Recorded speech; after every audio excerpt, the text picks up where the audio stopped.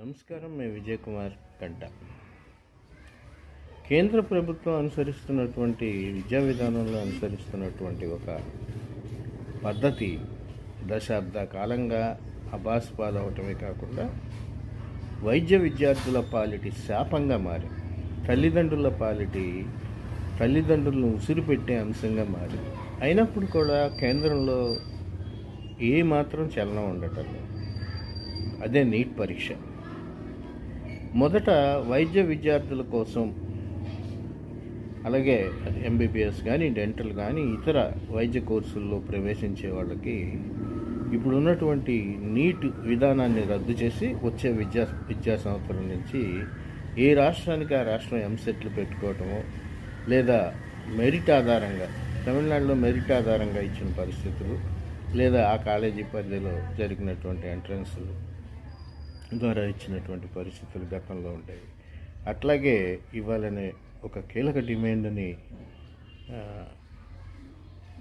ప్రస్తావిస్తూ అసలు నీట్ పరీక్ష వల్ల ఎంతమందికి ఉపయోగం జరిగింది, నీట్లో ఎంతమంది మెరిట్ స్టూడెంట్స్ ఎంపికయ్యారనేది గత 10 ఏళ్ళుగా చూస్తే మెరిట్ స్టూడెంట్స్ అంతా సంవత్సరాలు వృధా చేసుకుని చదివి పరీక్షలు రాసిన ఎవరికో వచ్చేస్తాయి. గన్నయ్య గారికి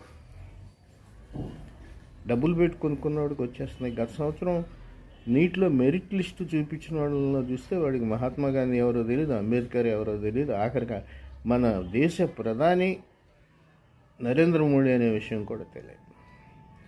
అలాగా ఉత్తరాదికి చెందినటువంటి అనేక మంది, ముఖ్యంగా వ్యాపారస్తులు, రాజకీయాలతో సంబంధం ఉన్నవాళ్ళు పిల్లలకి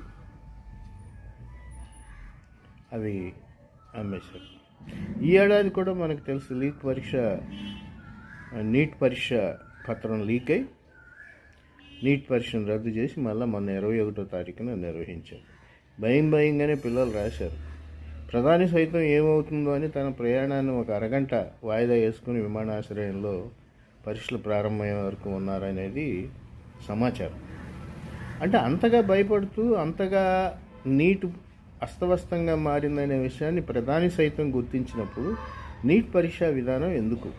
మళ్ళీ ఆ తర్వాత గాసిప్లు, వాడెవడో ఏ ఆధారిత సర్టిఫికెట్లు, ప్రశ్నపత్రాలు, జవాబులు తయారు చేసి కొంతమందిని మోసగించారు.